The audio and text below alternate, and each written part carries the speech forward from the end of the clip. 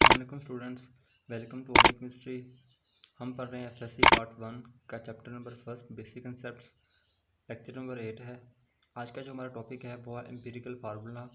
Empirical formula क्या चीज़ है और उसको हम किसी भी कंपाउंड का एम्पिरिकल फार्मूला हम कैसे लिख सकते हैं, आज हमने ये डिस्कस करना है। अगर हमें कोई भी कंपाउंड दे दिया जाए एज सैम्पल के तौर पे, तो हमें कहा जाए कि इसको एनालाइज करें और बताएं कि इसका एम्पिरिकल फार्मूला क्या है, तो हम उस कंपाउंड को एनालाइज करेंगे। ठीक हो गया। और इसमें हमारे पास क्वालिटेटिव एनालिसिस, क्वांटिटेटिव एनालिसिस जो है वो करेंगे उसकी, और उसके बाद जो है हम उसका एम्पिरिकल फार्मूला लिखेंगे। और एम्पिरिकल फार्मूला डिटरमाइन करने के भी स्टेप्स होते हैं, उनको स्टडी करेंगे और हर एक स्टेप को 1 बाय 1 फॉलो करेंगे, और उसके बाद ही हम इस काबिल होंगे कि उस कंपाउंड का जो एम्पिरिकल फार्मूला है वो हम लिख सकें। तो जो कंपाउंड एनालिसिस है वो मैंने इससे पीछे वाला लेक्चर जो था लेक्चर नंबर 7, उसमें अच्छे से डिटेल में डिस्कस किया है कि कंपाउंड को हम एनालाइज कैसे कर सकते हैं। उसमें क्वालिटेटिव एनालिसिस और क्वांटिटेटिव एनालिसिस का भी डिस्कस किया है हमने। ठीक हो गया। और एक दो चीज़ें और भी उसमें डिस्कस की हैं, जैसे परसेंटेज कंपोजिशन हम कैसे फाइंड आउट कर सकते हैं किसी भी एलिमेंट की एक कंपाउंड के अंदर, जो कि हमारा एम्पिरिकल फार्मूला डिटरमाइन करने का जो फर्स्ट स्टेप है।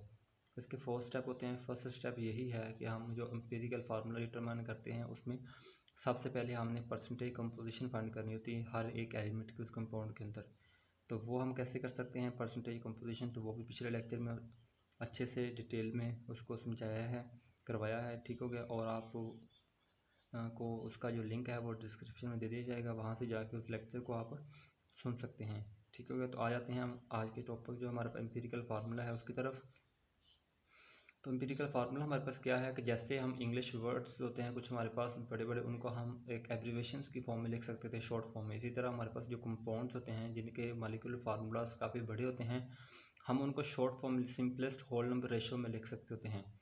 तो इसको कहते होते हैं एम्पिरिकल फार्मूला। अगर हम कोई भी हमारे पास कंपाउंड है उसको हम सिंपलेस्ट होल नंबर रेशो में लिख सकें, तो वो हमारे पास जो फार्मूला होगा उसको हम एम्पिरिकल फार्मूला कहेंगे। तो इसमें हमारे पास डेफिनेशन की क्या आएगी, it is the simplest formula that gives the small whole number ratio between the atoms of different elements present in a compound. Compound के अंदर जो एलिमेंट्स के डिफरेंट एटम्स हैं उनके स्मॉल होल नंबर रेशो को रिप्रेजेंट करता है। जैसे हमारे पास जो है इसकी जनरल फॉर्म देखें, हमारे पास ए एक्स बी वाई। ए एक्स क्या है, हमारे ए और बी क्या है, एलिमेंट के एटम्स हैं। ठीक हो गया। और जो एक्स और वाई है ये नंबर ऑफ एटम्स हैं, कि हमारे पास जो एलिमेंट ए है वो कितने एटम्स हैं, और एलिमेंट जो बी है उसके कितने एटम्स हैं। ठीक हो गया। तो एक्स वाई हमारे पास जो है नंबर ऑफ एटम्स को रिप्रेजेंट करेगा, ए बी हमारे पास एलिमेंट को। अगर हम इसका एग्जांपल देखें तो ग्लूकोज है C6H12O6, ये हमारे पास इसका मॉलिक्यूलर फार्मूला है। इसको हम अगर एम्पिरिकल फार्मूला लिखना तो हमारे पास CH2O बनेगा। इसी तरह बेंजीन है C6H6 है, उसका जो एम्पिरिकल फार्मूला हमारे पास बनेगा वो बनेगा CH। ठीक हो गया। ये हमारे पास शॉर्ट फॉर्म उसकी आएगी, सिंपलेस्ट होल नंबर रेशियो में आ गया ये। तो ये हमारे पास मॉलिक्यूलर फार्मूलाज और एम्पिरिकल फार्मूलाज थे। कुछ कंपाउंड्स ऐसे भी होते हैं जिनके एम्पिरिकल फार्मूला तो मॉलिक्यूलर फार्मूलाज सेम होते हैं, जैसे H2O है उसका एम्पिरिकल फार्मूला भी वही है और मॉलिक्यूलर फार्मूला भी वही है, तो उनको हम मज़ीद शॉर्ट फॉर्म में नहीं लिख सकते थे। ठीक हो गया। और एक होता है हाइड्रोजन परऑक्साइड H2O2, उसको भी HO की फॉर्म में लिख सकते होते हैं, जो कि हमारे पास उसका पहले मॉलिक्यूलर फार्मूला H2O2 और एम्पिरिकल फार्मूला HO। इस तरह डिफरेंट कंपाउंड्स हैं उसको हम उनके एम्पिरिकल फार्मूलाज होते हैं और उनको हम एम्पिरिकल फार्मूलाज में लिख सकते हैं। ये तो था कि एम्पिरिकल फार्मूला क्या है, उसका इंट्रोडक्शन थोड़ा सा और एक तो एग्जांपल्स। अब आते हैं मेन टॉपिक की तरफ। जो हमारा मेन टॉपिक है कि हम एम्पिरिकल फार्मूला जो होगा वो हम कैसे डिटरमाइन कर सकते हैं। अगर हमें कंपाउंड दे दिया जाए तो हम उसका एम्पिरिकल फार्मूला कैसे लिख सकते हैं। ठीक है। उसके 4 स्टेप्स हैं, हमें इन स्टेप्स को फॉलो करना होता है। समझ लिया कि ये हमारा एक प्रोसीजर है। इसी प्रोसीजर को हम एक्यूरेटली फॉलो करेंगे तो हम किसी भी कंपाउंड का, कोई भी कंपाउंड हमें दे दिया जाए, कोई भी हमें एज सैम्पल दे दिया जाए कंपाउंड, उसको उसका जो एम्पिरिकल फार्मूला है वो हम इजीली लिख सकते हैं। लेकिन इन स्टेप्स को एक्यूरेटली जो है वो हमने फॉलो करना होता है। सबसे पहला स्टेप जो है determination of percentage composition. Percentage composition का क्या मतलब है कि जो कंपाउंड हमें दिया गया है हमने उसको पहले क्वालिटेटिव एनालिसिस और क्वांटिटेटिव एनालिसिस जो वो हमने कर लिया। क्वालिटेटिव एनालिसिस में हम क्या करते होते हैं कि हमने आइडेंटिफाई करते हैं कि इस कंपाउंड के अंदर कौन कौन से एलिमेंट्स प्रेजेंट हैं, वो हमने कर दिया, हमें पता चल गया कि इसके अंदर कार्बन है, हाइड्रोजन है, ऑक्सीजन है। ठीक हो गया।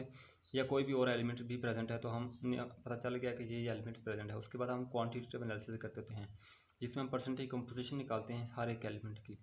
तो ये जो वो स्टेप है डिटर्मिनेशन ऑफ परसेंटेज कंपोजिशन के, हमने देखना है कि कार्बन जो है वो कितने परसेंट उस कंपाउंड के अंदर है, हाइड्रोजन कितने परसेंट है और जो ऑक्सीजन है वो कितने परसेंट है। ठीक हो गया, हमने वो डिटरमाइन करना होता है, परसेंटेज कंपोजिशन निकालनी होती है।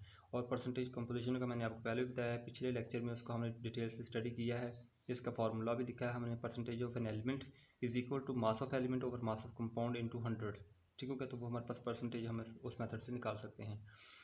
फर्स्ट स्टेप में अगर हमने परसेंटेज कंपोजिशन निकाल ली तो हम क्या करेंगे, जो परसेंटेज कंपोजिशन हमने निकाली हैं, हमने निकाला है कि जो कार्बन है इतने परसेंट है या इतने ग्राम्स है, हाइड्रोजन इतने ग्राम्स है, ऑक्सीजन इतने ग्राम्स है, हमने वो निकाल लिए।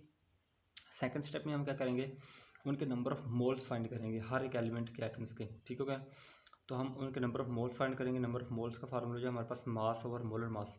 अगर हमने कार्बन का निकालना है नंबर ऑफ मोल्स, तो हम लेंगे जो कंपाउंड के अंदर से हमें कार्बन मिला है उसका मास ऊपर रखेंगे और कार्बन का मोलर मास 12 होता है वो नीचे रखेंगे, तो हमारे पास नंबर ऑफ मोल्स आ जाएंगे।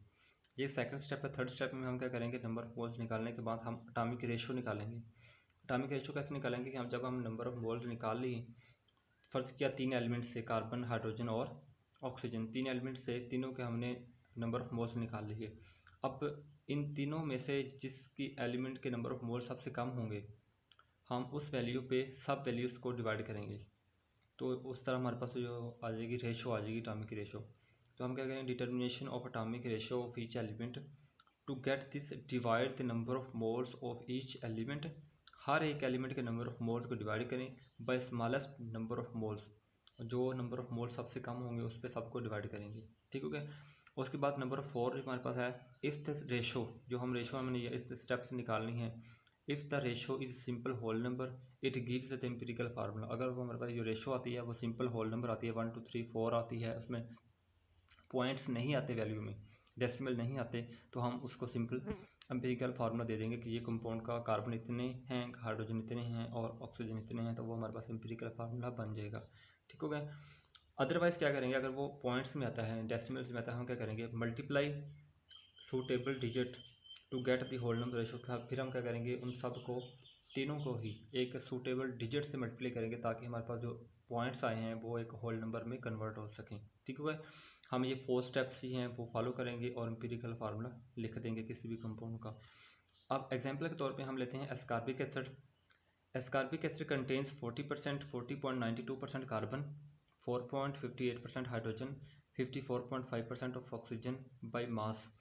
ठीक हो गया, इतने ग्राम्स हैं वो, इतने इतने परसेंट जो कार्बन हाइड्रोजन और ऑक्सीजन प्रेजेंट हैं। बाय मास मीन्स उनके मास इतने परसेंट हैं।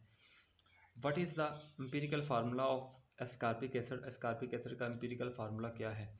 अब इसमें जो हमें एग्जांपल दी गई है, इसमें एक चीज़ उन्होंने, जो पहला स्टेप था हमारे पास परसेंटेज कंपोजिशन, वो हमें निकाल के दिया हुआ है, परसेंटेज दी हुई है यहाँ पे, कार्बन इतने परसेंट है, हाइड्रोजन इतने परसेंट है और जो ऑक्सीजन है वो इतने परसेंट। अगर ये हमें स्टेप ना करके दिया हो, ये परसेंटेज कंपोजिशंस ना दी हो, तो हमने ये फाइंड आउट करना होता है सबसे पहले, उसके बाद फिर हम अब नंबर ऑफ मोल्स निकालते हैं। अब जबकि यहाँ पे हमें परसेंटेज कंपोजिशंस दी गई हैं, तो हम फर्स्ट स्टेप हमारे पास जो है वो हो गया। अब हम सेकंड स्टेप करेंगे, नंबर ऑफ मोल्स निकालेंगे हर एक एलिमेंट के।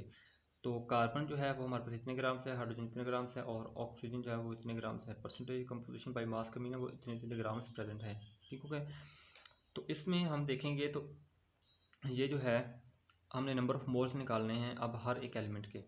Number of moles of carbon, तो कार्बन के नंबर ऑफ मोल्स हम निकालेंगे, वो कैसे, मास ऑफ कार्बन और atomic mass of carbon. Mass of carbon हमें दिया गया है 40.92 ग्राम्स, तो उसके बाद इसका जो एटॉमिक मास है वो 12 है, तो हमारे पास 40.92 ओवर 12 3.41, इसका नंबर ऑफ मोल्स आ गया किसके, कार्बन के। इस तरह नंबर ऑफ मोल्स ऑफ हम हाइड्रोजन निकालने हैं, mass of hydrogen over atomic mass of hydrogen. Mass of hydrogen हमारे पास 4.58 है और जो उसका एटॉमिक मास है वो हमें पता है कि 1.008 है, तो हमारे पास नंबर ऑफ मोल्स आ जाएंगे वो आएंगे 4.54। इस तरह number of moles of oxygen, mass of oxygen over atomic mass of oxygen, तो ये हमारे पास 54.5 ग्राम्स ऑफ ऑक्सीजन का मास था ओवर मोलर मास ऑक्सीजन का 16 ग्राम्स है, हमारे पास 3.406 ये नंबर ऑफ मोल्स ऑक्सीजन के आगे। अब आपने तीनों के नंबर ऑफ मोल्स निकालने हैं, कार्बन कितने हैं, हाइड्रोजन कितने हैं और ऑक्सीजन के नंबर ऑफ मोल्स कितने हैं। अब हमारे पास पहला स्टेप और दूसरा स्टेप दोनों स्टेप्स हो गए। अब हमें तीसरा स्टेप करना है, determination of atomic ratio of each element. हमने हर एक एलिमेंट की एटॉमिक रेशियो लिखनी है। तो एटॉमिक रेशियो लिखने का आसान तरीका क्या है कि हम एलिमेंट्स को अरेंज करेंगे। पहले कार्बन को लिखेंगे, फिर रेशियो हाइड्रोजन, फिर रेशियो ऑक्सीजन, हम इसको लिख लेंगे, इक्वल डालेंगे। उसके बाद पहले एलिमेंट की जगह पे उसके नंबर ऑफ मोल्स, दूसरे एलिमेंट की जगह उसके नंबर ऑफ मोल्स, तीसरे एलिमेंट की जगह उसके नंबर ऑफ मोल्स। ये रेशियो वैसे ही हम उसके सेंटर में डालेंगे। ठीक हो गया। हमारे पास कार्बन, इसके number of moles, ratio hydrogen, उसके नंबर ऑफ मोल्स, रेशो और ऑक्सीजन के नंबर ऑफ मोल्स हमने लिख लिए। ठीक हो गया। अब हम क्या करेंगे, हमने इनके एटॉमिक रेशो निकालनी है। एटॉमिक रेशो निकालने के लिए हम क्या करेंगे, सब इनमें से देखेंगे सबसे छोटी वैल्यू कौन सी है, स्मॉलेस्ट वैल्यू कौन सी है। तो इसमें हमारे पास ये भी और ये जो है स्मॉलेस्ट वैल्यू है 3.406, 3.41 बड़ी वैल्यू है, 3.54 ये भी एक बड़ी वैल्यू है, 3.406 ये सबसे छोटी वैल्यू है। तो हाँ, ये हमारे पास सबसे छोटी वैल्यू है ना। हम क्या करेंगे, इन दोनों वैल्यू को इस वैल्यू पर डिवाइड करेंगे एटॉमिक रेशियो निकालने के लिए। तो फिर हमने क्या किया, 3.41 को 3.406 पे डिवाइड किया, 4.54 को 3.406 पे डिवाइड किया, रेशो 3.406 को 3.406 पे डिवाइड किया। ठीक है, क्या समझ आ गई इस बात की कि हमारे पास जो सबसे छोटी वैल्यू होगी हम सब वैल्यूज़ को उस पर डिवाइड करेंगे। तो अब हम इसको इस पर डिवाइड किया तो हमारे पास 1 आया, 1 रेशो। उसके बाद हमने इसको इस पर डिवाइड किया तो हमारे पास आ गया 1.33 रेशो। इसको इस पर डिवाइड किया, हमारे पास आंसर आया 1। ठीक हो गया। ये हमारे पास एटॉमिक रेशियोज आ गई। अब ये एटॉमिक रेशियोज थी। अब जो हमारे पास स्टेप नंबर 4 है, if the ratio is simple whole number it gives empirical formula. अगर तो ये हमारे पास ये 3 ना आता, 0.33, यहाँ पे सिर्फ हमारे पास 1 आता, तो हम क्या कहना था, कार्बन भी 1 है, हाइड्रोजन भी 1 है और ऑक्सीजन भी 1 है, तो ये इसका एम्पिरिकल फार्मूला बन जाना था। लेकिन यहाँ पे क्या आ गया है 1.33, ये हमारे पास पॉइंट्स में वैल्यू आ गई। हमें फिर एक सूटेबल नंबर के साथ सबको मल्टीप्लाई करना पड़ेगा। तो अगर हम 3 के साथ मल्टीप्लाई करें, 3 के साथ हम क्यों करेंगे, क्योंकि हमारे पास ये जो 0.33 है, इसको 3 के साथ मल्टीप्लाई करें, ये हमारे पास 0.99 बनता है, जो कि is equal to 1, round about करके हमारे पास 1 बनेगा। ठीक हो गया। तो हमारे पास जो है उसको हम फिर हमारे पास होल नंबर बन जाएगा। तो हमने 4 के साथ मल्टीप्लाई 3 के साथ मल्टीप्लाई किया, ये 3 बन गया, इसको 3 के साथ किया, हमारे पास ये बन जाएगा 4 कैसे बनेगा, ये बनेगा 3.99 बनेगा। इसकी जो मेन वैल्यू हमारे पास होगी वो क्या होगी, 3.99, जिसको हम 4 लिख सकते हैं। ठीक हो गया। हमने वो 4 लिख दी, रेशो 3। अब ये हमारे पास स्मॉल होल नंबर आ गया, तो हम इसको लिख देंगे, कार्बन जो है वो हमारे पास 3 हैं, हाइड्रोजन जो है हमारे पास 4 हैं, ऑक्सीजन जो हमारे पास वो 3 हैं। तो हमने इसका एम्पिरिकल फार्मूला लिख दिया, कार्बन 3, हाइड्रोजन 4, ऑक्सीजन 3। तो ये हमारे पास इसका एम्पिरिकल फार्मूला है। So this is empirical formula of ascorbic acid. Ascorbic acid का जो ये हमारे पास एम्पिरिकल फार्मूला बन जाएगा। ठीक हो गया। तो आपने ये जो 4 स्टेप्स हैं इनको अच्छी तरह से याद करना है और इनके मेथड्स आपने याद करने हैं कि हम परसेंटेज कंपोजिशन कैसे निकाल सकते हैं, नंबर ऑफ मोल्स कैसे निकाल सकते हैं, हमने एटॉमिक रेशियो कैसे डिटरमाइन करनी है, और अगर एटॉमिक रेशियो पॉइंट्स में आए तो हमने क्या करना है, अगर वो होल नंबर में आए तो हमने क्या करना है। अगर आप इनके मेथड्स आगे एक्यूरेटली, तो कोई भी कंपाउंड आपको दे दिया जाए तो आप उसका एम्पिरिकल फार्मूला जो है वो लिख सकते हैं। इसलिए आपको ये पॉइंट्स हैं और इनके मेथड्स हैं, ये कैसे करने हैं, ये अच्छी तरह से आने चाहिए। Thank you so much.